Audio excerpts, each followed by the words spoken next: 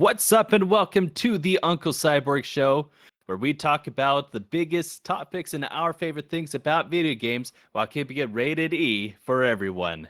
I'm Super Nolan Man, and joining me is that boy Few, aka Matthew Daniels. Hello.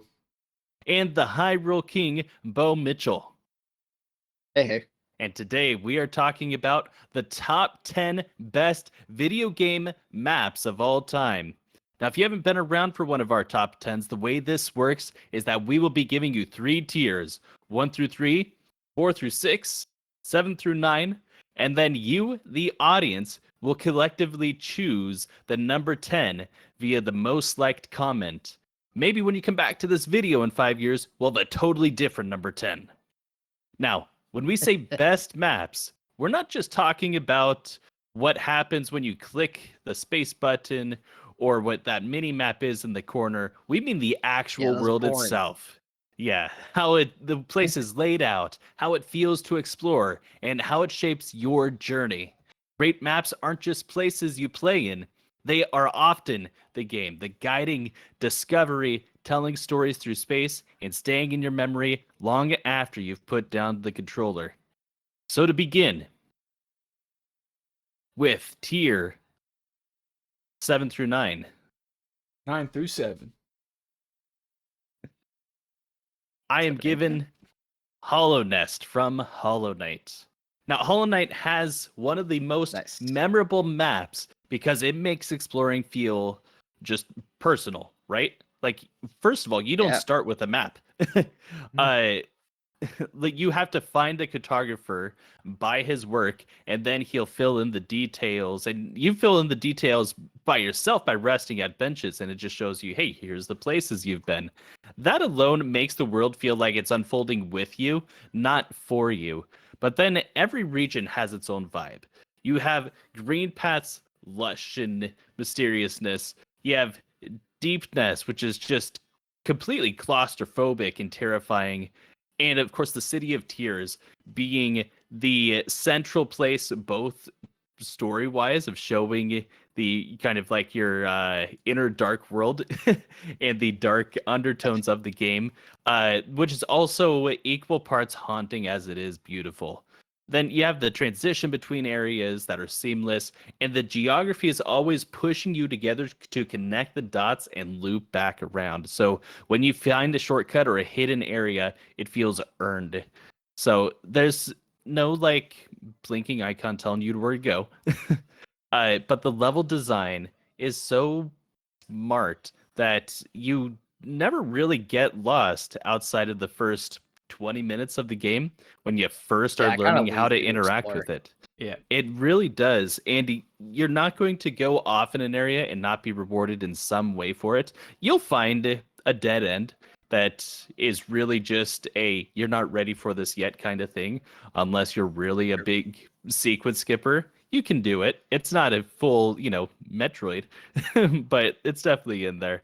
But anyways, it respects your curiosity and rewards your patience. So that makes Hollow Nest feel really alive, like a place you're discovering, not just playing through. Yeah. It's so good that I've only beaten the first boss of Hollow Knight. And Wait, when did you start Hollow Knight? A while back. I played a little bit. It was kind of hard at the time. So I was like, all right, I'll play when I'm not playing. Get back in there. All right. I can just do the cheat code to get unlimited health or whatever. But I beat the first boss, and that thing, it's so fun to like it's kind of scary a little bit, and then you don't know what's next, because it's like and it takes you a while to get used to going back, and then you eventually figure out, like you were saying. But it's fun. It's kind of like you said, it's just fun to like kind of piece it together, and then you go and explore something and come back and put it in your map, and then you get to see where you actually went. Yep. Yeah, I love Hollow Knight's map. It's great. All right. Well, up next, let's toss it over to the Hyrule King himself. All right. I'm going to continue the trend of Metroidvania here and shout out Metroid Prime's map. Hey! Nice. Oh, man. Town 4 is so good. Yeah, for similar reasons. Oh, man. There's so many fun, like, secrets that the map just kind of pushes you towards. And you continually will come back to areas you've already been to with new abilities, which makes the best Metroidvanias. And man, it looks so good. Like it's everything is so well laid out. There, it feels like every room is unique, and there's basically no loading screens except for the elevators, which is pretty crazy. Nice. Yeah, it's crazy that they got that to run on GameCube. Just saying, but yeah, I love how the map will kind of show you, like even just talking about like the actual map, it shows you like, okay, there's this kind of like pointed area. Maybe I should go in there and like see like, okay, and you can kind of see it like as you're looking, like it's so well laid out. It doesn't feel like you're gonna get lost, and they point you in the right direction. And every once in a while, you'll find something like, okay, this is clearly like a door that I don't have a power to open. Yeah. But yeah, it for the most part, it's like, yeah, I know exactly where I need to go. Pretty awesome. Yeah. Yep. And I don't mind when Metroid Prime gives you checkpoints because I got so lost in that game so many times, especially my first run through when the Switch version came out and they did some slight editing to how you interact with the literal map you pull up. It made it a little bit easier, but such cool layouts, like Metroid making the jump to 3D felt like something that really shouldn't work. And I feel was actually the idea of it was kind of perfected by another game that may show up later on this list. Just in a slightly different genre, maybe. But very, very, very cool. Yeah. All right, let's toss it over then real quick to that boy for you. For my number 3, I might swap it out. Has anybody put Tony Hawk's American Wasteland on their list? Nope. Okay, I'm it's swapping gonna be an honorable mention for me. I'm swapping this to my number 3. All right. The issue that I have with a lot of Tony Hawk games is like I feel like you can only do so much skating around, and then you're like, okay, I just got to load a different level now because I've done everything there is to do. I've done it only like once or twice, but being able to combo all the way from the skate ranch to East LA or to the pier is one of the funnest things you can do. It's almost funner than just playing the actual story thing. And then technically there's loading screens, right? Because you got to go through the tunnel and it's loading while you're in the tunnel. I don't care. I'm doing tricks and continuing my combo in the tunnel. Right. Yeah. It lets you play it. That's awesome. Each area feels different. You know, I mean, it's still Tony Hawk, but East LA's scary, man. Skating around out there, the casino, all that stuff. It's really just fun to skate around in, man. And I feel like at the heart of what makes a good map is it fun to play, and it is very, very fun to play. Yep. I feel like and each of. Sorry, you're good. I was just gonna start yapping. Go ahead. Oh no! It's so cool because each of these different levels, quote unquote, because that's basically what they are. Yeah. They're just so well interconnected, and they have their own culture and vibe in each place that you go. And you're taking basically like they did not lose the real. It's still Tony Hawk Pro Skater when you go in there. Yeah. It's just like playing through those first couple. Yeah. It feels like I could be running around here and there could be combo and skate posted all over the place, you know? There's also like a cool verticality that we got a little bit in the Tony Hawk Underground games, but I feel like outside of a couple one-offs, like it was just generally better all throughout in American Wasteland as well. Yeah, but my third, I had to swap it out. The more I was listening to you guys talk, I was like, okay, I gotta put this in. I like it. All right. Let's move on along to numbers 4 through 6. And I'm going to bring in. Do I want to do this one later? I'm going to do it. Grand Theft Auto San Andreas. Back and forth. Oh, nice. Grand Theft Auto San Andreas. San Andreas has one of the best open world maps because, first, it is just so huge and varied, even by today's standards. Like, this game came out, I always get this wrong, 2003? 2004? Yeah, not too far off of PlayStation launch or PlayStation 2 launch. I mean, Yeah, let me so yeah, I think 2003. That sounds right. sounds about right. Maybe Why 2004. not get stupid Bing is ruining things for me. I was like, hey, let me look it up real quick. 2004. Okay, that's what I thought. So, Ah, anyways, you're not just in a city; you're in a whole state. Like, and then you have your yeah, three distinct cities in it. You have Los Santos, you have San Fierro, you have Las Venturas, and then you have in between all the mountains and deserts, countryside, and small towns that are scattered between that. It was the first time I played a game and I felt like I was playing in a real city. uh, yeah. what's It feels brilliant, like California. and what's brilliant is how the story really pulls you through it. Like you don't just get everything all at once, which how most games should go. Uh, but yeah, I mean, CJ starts out in in Los Santos. The Yeah, story unfolds, and as the story unfolds, the map kind of unfolds with you. And by the time you're skydiving into the desert or rolling through Vegas style casinos, it feels like you've really earned it, and you have grown with the world. Like these little mafia mobile game ads where you're like level 1 crook, level 50 boss. That's how you feel as you get further down the game. And there's always so much to do sure. between the different challenges and secrets. Some a handful of get basically collectibles, side missions, and every part of the map has something tucked away. And even just driving around is pretty sweet because of how each area feels. I still feel like San Andreas is the best GTA map to drive through. Massive, sure, but most importantly, this map is memorable. Yeah, that's a classic map. All right, let's move along. Hyrule King, aka Bo Mitchell. So some people would put this as their number one, no doubt, but I couldn't do it because I like the design of the other one more. So my number two is Dark Souls 1. Man, what a Lord crazy Run. good map. Like it is absolutely incredible. And this is I think this is what Nolan was alluding to when he mentioned it earlier was Mm, absolutely. this is Metroid in 3D done to perfection. Like I don't Right. think I've never seen a game do what they do here as well. It's incredible. The Because it closest all I these see is areas, Yarnum. yeah. Even then, I would say like this one is slightly better Absolutely. personally. Absolutely. Because like it's literally places layered on top of each other and they interconnect. And it's masterful. That's the only way to Mm. put it.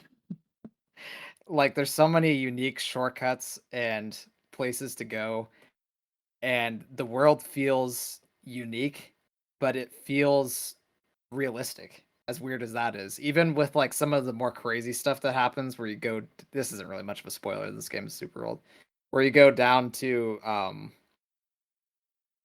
Lost Izalith and you're like, wait, Mm. how does this connect? And then you go down to like where Bed of Chaos is, and you're like, this is nuts, but I'm all here for you feel like you're in the belly of the earth and like you've gone so far down, down, down. Oh man, that it's such a unique feeling to go from the undead parish where you first start to go all the way down, and then going the opposite way all the way up to like Seath's library. I always forget the name of Seath's library, but I was anyway. thinking of Sen. But yeah. Oh, Sense Fortress. Yeah. That Yeah. that I'm talking even further up than Yeah. that. Yeah. Like Seath the Scaleless. Yeah. But yeah, absolutely incredible. And the feel of it is just so oppressive, and you can feel like just how much has like happened in these places, which is a triumph. It's really unique. Yeah, the sense of space is unreal, and the way that things come back. Just like you said, being so far below the earth, and I'm like, man, I've gotten so deep in here, and I take this elevator Yeah. up, and then I walk out, and I remember you were because you were on chat as I'm playing through it, and I'm like, Yeah. wait, I'm back at Firelink Shrine. Like it's Yeah, I mean, you see unique feeling. places long before you ever get to them, and then when you do, it just feels Yeah. so earned. And because there's no like fast travel for 75% of the game, you really have to learn the world and how you're going to get from place to place. You're memorizing different paths, landmarks, enemy movements. Not necessarily because the game like tells you to do it, but because you literally have to. Yeah. The map was like a puzzle to be solved. It was so cool, brutal but unforgettable. Yeah, and that's what I love is a good puzzle to a map. Mhm. That's what makes it special. All right. Well, let's bring in Matthew for your number 2 tier. All right, my number 2 was number 1 until about like an hour ago, maybe an hour and a half ago. Yeah. And the fact I'm making this my number 2 is kind of crazy. So it's the entirety of Lord of the Rings Online is my map.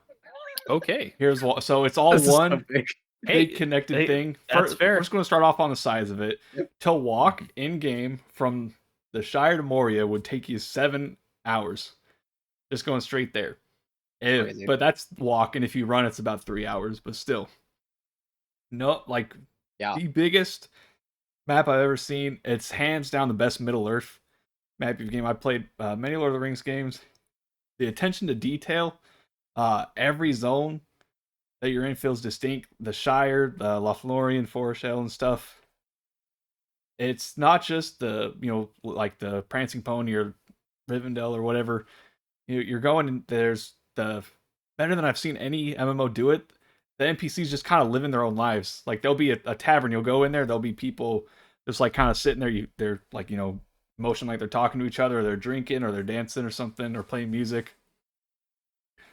All throughout the game, honestly what got me through it because that game is very long. I've about 350 hours in it, and I'm not I done bet. with the post game content or post It's main crazy. quest stuff. There's lots of every zone has its own quest line, so you're not just kind of you can just trek all the way across something to get to the main quest, but there's their own individual storylines that you can go through, and it makes it really rewarding to go around and explore. Because outside of even just getting items, just getting to kind of learn more about the areas. The reason it's not number 1, it is an MMO, so they can only put so much in, before it starts becoming an issue. And I feel like Yeah. they have the Space. NPCs and stuff, but I feel like they could, if it was a single player experience that was more like curated to having stuff for me to do by myself, it could have been a lot better. Because some of the stuff, it gets, it's an MMO, it gets repetitive, but the actual look of it and being able to adventure through it is really, really fun. Yeah, and the sense of progression is an interesting one compared to a lot of other MMOs. Like, I mean, naturally, as you progress your story, you're getting from place to place, but you also have a little bit of like, you want to go somewhere, go to it kind of thing. Yeah. Like, I've been following, and they just got done with it, the Great Hobbit run, which has been going on the last few years. They've been basically attempts from start out like from the tutorial, everybody just goes straight to drop the ring into the volcano. They finally did it. Any map that has the openness to let you do that, that's very cool. Yeah, that is pretty unique. All right. Well, before we move on And to preface, I don't know if I said Mount Doom or Moria. I meant to say it takes. I put Moria. It takes 7 hours to go to Mount Doom. It takes like an hour probably to walk to Moria. Sorry. Oh, okay. All good. The Mount Doom, yes. Big. All good. All right. Before we get to our numbers 1 through 3, let's do just some quick shout outs for honorable mentions. I'm just going to give a couple real quick. I want to shout out Kanto from Pokemon Red and Blue. If you've ever played through the game, it's so iconic. Does that game play the best of all the Pokemon games? Of course not. It was earlier on, but every Pokemon game since, my brain goes back to comparing it to Kanto. And I think that goes the same for the majority of people who play, unless you started with Silver. And I also want to shout out Rapture. Not going to go too far into it, but Rapture, Yeah, pretty dope. I mean, great stuff. vibes all the way around. A lot of again, looping around and sprawling and growth happening, and then this would never make the list because I think it kind of cheats a little bit. But I want to shout out Minecraft for letting you actually craft your world. And create your maps. Like the map is what you make the map to be. And I think that's pretty dope. That's cool. Yeah, I have a couple honorable mentions as well. I got a shout out. I originally was gonna put this at number 3, but then I switched to Metroid Prime. God of War 2018. Man, That it's so map good. is So super good. great, and it's interconnected, which I love. Mm-hmm. And then another one is Dunwall from Dishonored 1. I couldn't really justify that because it's kind of more. It's like they cut up the city and you go back to it multiple times. So it's like it's really cool, but I can't like just put it here. Yeah. And then Great Sea from Wind Waker. Yeah. Such a great one. Deserved. Yes. Yeah. All right, Matthew, anything from you? Yeah, I've got 2. I wanted to shout out Legacy of Goku 2. I feel like I couldn't put it just because it's levels, like you have to fly to them. They're too separated for me to count it. Probably it's just really fun to explore, especially you got like the dinosaur jungle, you've got a beach, you're out in the woods and all that. So I thought it was fun. My original number 3 was Kino der Toten from Black Ops Zombies. Okay. It is iconic. Back in 8th grade, this was the talk of the town. Great atmosphere. In my opinion, one of the only actually scary zombie maps. A lot of the new ones, they have more features, but this one is just so simple, easy to train, easy to camp.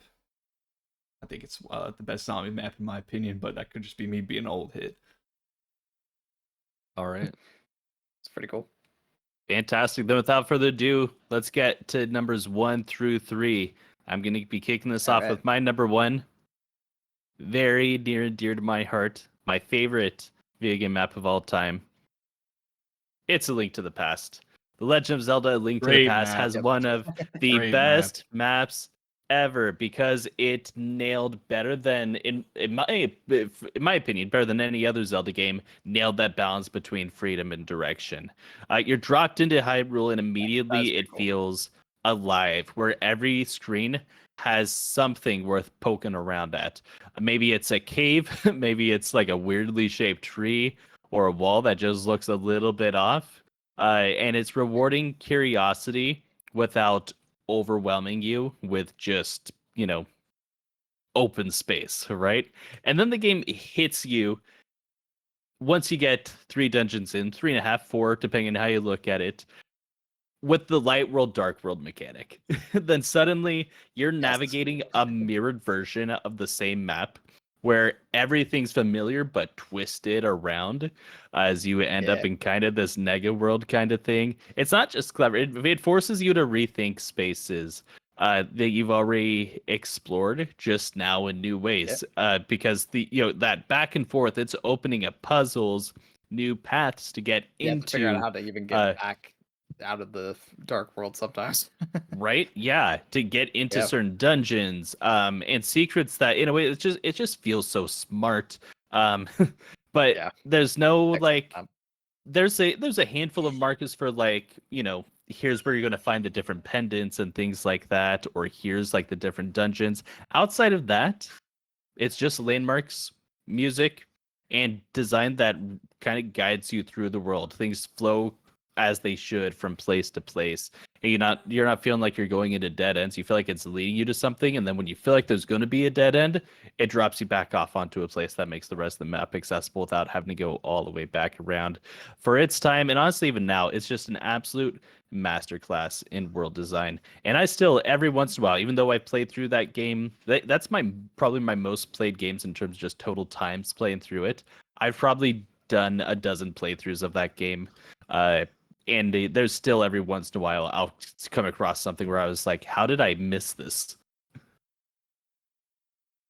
Yep. It's such open Yeah, that map is exploration. I crazy. don't even know where the dungeons are. You just can go wherever until they mark them on the map. Yeah. Yeah. All right. All right. Mr. Bo Mitchell, take us with your number 1. So I have to continue my theme of maps that feel like puzzles. I have to shout out one of the best puzzle maps ever. Easily the best part of this game. Mansion from Dishonored 2. Oh my gosh, where do I begin with this map? Easily some of the craziest, like, so picture a mansion where there is all of these like contraptions and levers that like, so there's a couple traps that like will activate them, and then there's ones that the mansion's creator will just randomly set off, and it changes the room like almost like it's folding in on itself. You have to see it. Like if you haven't ever seen it, look it up because it's crazy how they designed this thing.